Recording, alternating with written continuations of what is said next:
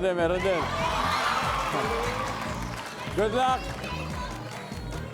Narito na ang unang tanong. Nag-survey kami ng isang daang Pinoy the top 6 answers on the board. Kapag sobrang init sa gabi, tapos walang kuryente, ano ang gagawin mo para makatulog? Go! Wise. Mamaypay. Siyempre, pumaypay. Woo! Yan na tayo dyan. Survey says. Top answer. Wise, pass or play? Play. Let's play round 1. KD, balik muna tayo. Kapag sobrang init, tapos walang kuryente, anong gagawin para makatulog, Lorraine? Mag-cellphone. Para talaga makatulog ka. Hindi, usually pag nagbabasa ka, diba? Pag nagbabasa ka. Nandiyan ba magsi-cellphone na lang? Kiniki. Sobrang init, tapos walang kuryente, anong gagawin mo? Maligo. Para makatulog. Tama. Makatulog. Para presko. Presto. Survey says. Jana, ano kaya? Bubuksan po yung bintana.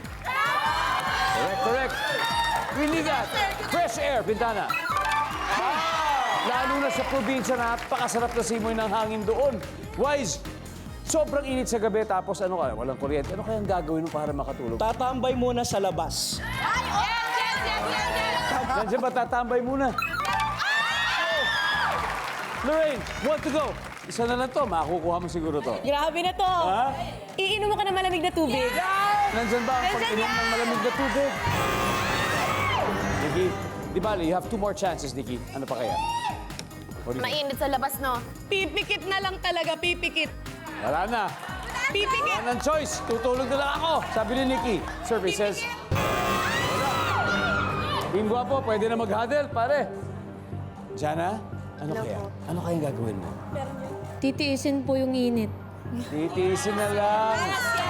Titiisin na lang? Tiis ganda. Nandiyan ba yan, survey says? Wala. Alright. Guys, isa lang ang hinahanap natin, Ashton. Isang tamang sagot. Sobrang init, walang kuryente. Anong gagawin mo para makatulog? Midnight snack. Kain, midnight snack, Dre. Makinig sa music. Music, Kobe.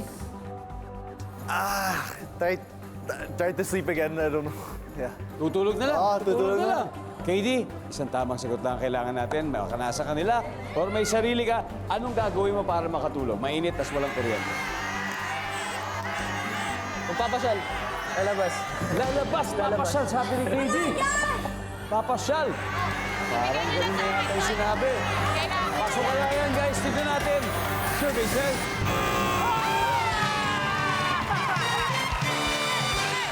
Let's see kung ano yung hindi pa natin nakuha. Number 3, please. Mag-uwi